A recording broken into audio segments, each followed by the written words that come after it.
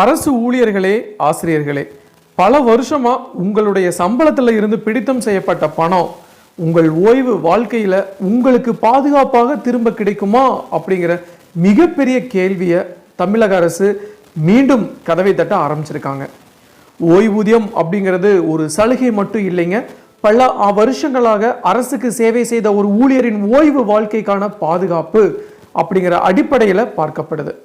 ஆனால் 2026-27 ஆண்டுக்கான நிதிநிலை அறிக்கையில் அரசு ஊழியர்கள் மற்றும் ஆசிரியர்களின் ஓய்வூதியம், குடும்ப ஓய்வூதியம், பணிக்கொடை உள்ளிட்ட பல்வேறு ஓய்வூதிய பிரிவுகளுக்கான நிதி ஒதுக்கீடு இடைக்கால நிதிநிலை அறிக்கையுடன் ஒப்பிடும்போது ரூபாய் 14,003.32 கோடி குறைக்கப்பட்டுள்ளதாக தமிழ்நாடு தலைமைச் செயலக சங்கம் கேள்வி எழுப்பியிருக்கு. இந்த எண்ணிக்கை தான் இப்போ அரசு ஊழியர்கள் மற்றும் ஆசிரியர்கள் மத்தியில் மிகப்பெரிய விவாதத்தை உருவாக்கி இருக்குங்க. ஏன்னா ஒரு புறம் பழைய ஓய்வூதிய திட்டம் வேண்டும் என்ற நீண்ட கால கோரிக்கை தொடர்ந்து கொண்டிருக்குது. இன்னொரு பக்கம் ஆட்சி மாற்றத்திற்கு பின்னாடி அரசு ஊழியர்கள் மற்றும் ஆசிரியர்களுக்கு பழைய ஓய்வூதிய திட்டத்தை நடைமுறைப்படுத்துவோம் என்ற தேர்தல் வாக்குறுதி தொடர்பான எதிர்பார்ப்பும் எழுந்திருக்கு. இப்படிப்பட்ட சூழ்நிலையில தான் ஓய்வூதிய பிரிவுகளுக்கான நிதி ஒதுக்கீடு ஏன் குறைக்கப்பட்டது, இது கணக்கீட்டு மாற்றமா, நிர்வாக ரீதியான மாற்றமா, பழைய ஓய்வூதிய திட்டத்திற்கான முன்னேற்பாடா, இல்லை வேறு ஏதாச்சும் முக்கியமான காரணமா அப்படிங்கிற கேள்விகள் எழுவது இயல்பாகத்தான் இருக்குங்க. இதற்காகத்தான் தெளிவான பதிலை தமிழக அரசு சட்டப்பேரவையில் வழங்க வேண்டும் அப்படிங்கிறது தான் அரசு ஊழியர்கள் சங்கங்களுடைய முக்கிய கோரிக்கையாக மாறியிருக்கு.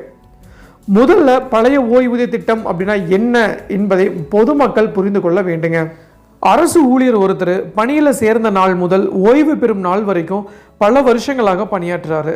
அந்த காலகட்டத்தில் அவர் சம்பளம் வாங்குறாரு. அதிலிருந்து பல்வேறு விதமான பிடித்தங்கள் நடைபெறுது. பணிக்காலம் முடிந்த பிறகு அவருக்கு அவரது குடும்பத்திற்கும் ஒரு நிலையான நிதி பாதுகாப்பு கிடைக்க வேண்டும் அப்படிங்கிறது தான் ஓய்வூதியத்துடைய அடிப்படை நோக்கமாக பார்க்கப்படுது. பழைய ஓய்வூதிய திட்டத்தில் ஓய்வு பெற்ற அரசு ஊழியருக்கு விதிமுறைகளின் அடிப்படையில் ஓய்வூதியம் வழங்கப்படும் அப்படிங்கிற உறுதி இருந்துச்சு. அதே மாதிரி தாங்க குடும்ப ஓய்வூதியம், பணிக்கொடை போன்ற ஓய்வு கால பலன்களும் முக்கியமானதாக பார்க்கப்படுது. இதற்கு மாறாக தான் புதிய ஓய்வூதிய முறையில் ஊழியரின் பங்களிப்பு மற்றும் முதலீட்டு செயல்திறன் போன்ற அம்சங்கள் முக்கிய பங்கு வகிக்குது. இதனால தான் ஓய்வு பெற்ற பிறகு ஒவ்வொரு மாதமும் எவ்வளவு தொகை கிடைக்கும் அப்படிங்கிற நிச்சயத்தன்மை குறித்து அரசு ஊழியர்கள் அமைப்புகளின் நீண்ட காலமாக கேள்வி எழுப்பி வராங்க. இந்த விவகாரம் தமிழகத்தில் மட்டும் இல்லைங்க, இந்தியாவுடைய பல மாநிலங்களிலும் விவாதிக்கப்பட வேண்டிய ஒரு விஷயமாகவே மாறியிருக்கு. பல மாநிலங்களில் அரசு ஊழியர் சங்கத்தின் பழைய ஓய்வூதிய திட்டத்தை மீண்டும் கொண்டு வர வேண்டும் அப்படின்ட்டு தொடர்ந்து வலியுறுத்தி வந்திருக்காங்க. சில மாநிலங்களில் பழைய முறைக்கு திரும்புவதும் இல்லைன்னா உறுதியான ஓய்வூதிய பாதுகாப்பை வழங்குவது தொடர்பான நடவடிக்கைகள் எடுத்திருக்காங்க. இதனால தான் தமிழகத்திலும் இந்த விவகாரம் அரசியல் மற்றும் நிர்வாக ரீதியாக முக்கியத்துவம் வாய்ந்ததாக மாறியிருக்கு. குறிப்பாக சொல்லணும்னா ஆசிரியர்கள் இந்த விவகாரத்தை மிகவும் முக்கியமானதாக பார்க்குறாங்க. ஏன்னா ஒரு ஆசிரியர் தனது பணிக்காலத்தில் பல தலைமுறை மாணவர்களை உருவாக்குறாங்க. பள்ளி தொடங்குவதற்கு முன்னாடியே பணிக்கு வருவதும், தேர்வு காலங்களில் கூடுதல் பொறுப்பு ஏற்றுக்கொள்வதும், பள்ளி சார்ந்த நிர்வாக பணிகளை செய்வதும், மாணவர்களுடைய கல்வி முன்னேற்றத்தை கவனிப்பது போன்ற பல்வேறு பொறுப்புகளை வகிக்கிறாங்க. பணிக்காலம் முடிந்த பிறகு தனது குடும்பத்துடன் நிம்மதியாக வாழ வேண்டும் என்ற எதிர்பார்ப்பு அவருக்கு அதிகமாகவே இருக்குது. அதே மாதிரி தாங்க அரசு அலுவலகங்களில் பணிபுரியும் ஊழியர்களும் தங்கள் பணிக்காலத்தில் அரசின் பல்வேறு திட்டங்களை செயல்படுத்துவதில் முக்கிய பங்கு வகிக்கிறாங்க. வருவாய் அலுவலகம் முதல் பள்ளி கல்வி, சுகாதாரம் முதல் காவல்துறை, வேளாண்மை முதல் சமூக நலம் என அரசு நிர்வாகத்தின் ஒவ்வொரு துறையிலும் அரசு ஊழியர்களுடைய பங்களிப்பு அதிகமாகவே இருக்குதுங்க. அதனால தான் ஓய்வூதிய விவகாரம் அப்படிங்கிறது ஒரு குறிப்பிட்ட சங்கத்தினுடைய கோரிக்கை மட்டும் இல்லைங்க. பல வருஷங்களாக அரசு சேவையில் இருந்து ஒரு பெரிய பணியாளர் சமூகத்தின் எதிர்கால பாதுகாப்புடன் தொடர்புடைய ஒரு மிகப்பெரிய விஷயமாகவே பார்க்கப்படுது. இப்போ முக்கியமாக பேசப்படுவது என்ன அப்படின்னா 14,003.32 கோடி குறைப்பு குறித்த ஒரு விஷயத்தை தெளிவாக சொல்ல வேண்டும். இந்த தொகை குறைக்கப்பட்டிருப்பதாக சங்கம் கூறியிருக்கிறது அப்படின்னா இப்போ நமக்கு கிடைக்கும் தகவல் என்ன அப்படின்னா இந்த குறைப்பின் காரணம் என்ன அப்படிங்கிறத அரசு அதிகாரப்பூர்வமாக விளக்க வேண்டும். ஏன்னா பட்ஜெட் ஒதுக்கீட்டில் ஒரு தொகை குறைக்கப்பட்டிருப்பதை மட்டும் பார்த்து பழைய ஓய்வூதிய திட்டம் ரத்து இல்லை புதிய ஓய்வூதியம் தொடரும் என்ற உடனடியாக முடிவு செய்ய முடியாது.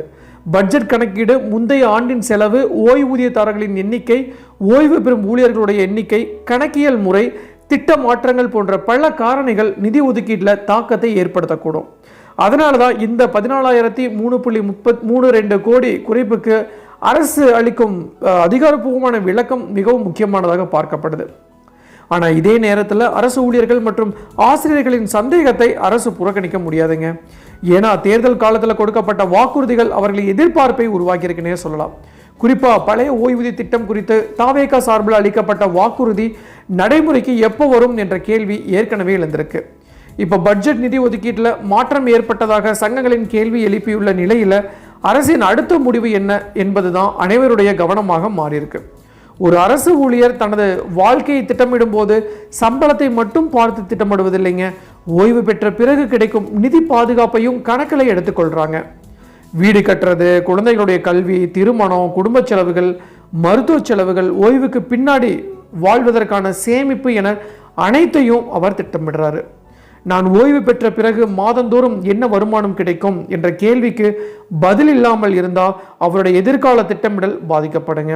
இதுதான் பழைய ஓய்வூதியம் மற்றும் புதிய ஓய்வூதியம் குறித்த விவாதத்துடைய மையப்புள்ளியாக பார்க்கப்படுது.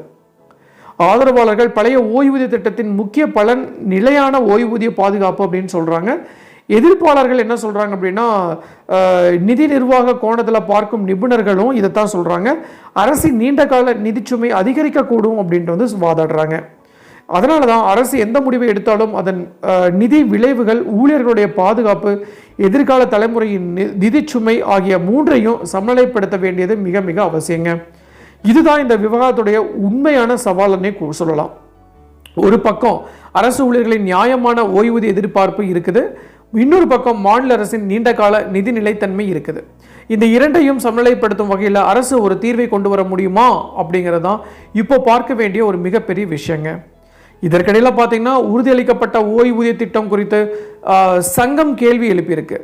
முந்தைய ஆட்சியில் அறிவிக்கப்பட்டதாக கூறப்படும் அந்த திட்டத்துக்கான ஆண்டு ஒதுக்கீடு ரூபாய் 11,000 கோடி முழுமையாக ரத்து செய்யப்பட்டுள்ளதாகவும் பிற ஓய்வூதிய பிரிவுகளிலும் சுமார் 3,000 கோடி குறைக்கப்பட்டுள்ளதாகவும் சங்கம் தெரிவிச்சிருக்காங்க. இதனால தான் மொத்தமாக 14,000 கோடிக்கு மேல் குறைக்கப்பட்டதாக அவர்கள் சுட்டிக்காட்டியிருக்காங்க. இந்த தகவலின் அடிப்படையில் தான் சங்கம் எழுப்பும் கேள்வி மிகவும் நேரடியானதுங்க. அரசு பழைய ஓய்வூதிய திட்டத்தை கொண்டு வரப்போகுதா இல்லையா, புதிய ஓய்வூதிய முறையை தொடரப்போகிறதா, இல்லை புதிய வடிவிலான உறுதியான ஓய்வூதிய திட்டத்தை கொண்டு வரப்போகிறதா அப்படிங்கிறதாங்க. இதற்கு அரசு ஒரு தெளிவான கொள்கை விளக்கத்தை வழங்க வேண்டும் அப்படின்னு தான் சொல்றாங்க. ஏன்னா ஊழியர்களிடம் குழப்பம் நீடிப்பது நல்ல நிர்வாகத்திற்கு உதவாதுங்க. குறிப்பாக ஓய்வுக்கு நெருங்கிய நிலையில் இருக்கும் ஊழியர்களும் இது மிக முக்கியமான விஷயமாக பார்க்கப்படுது.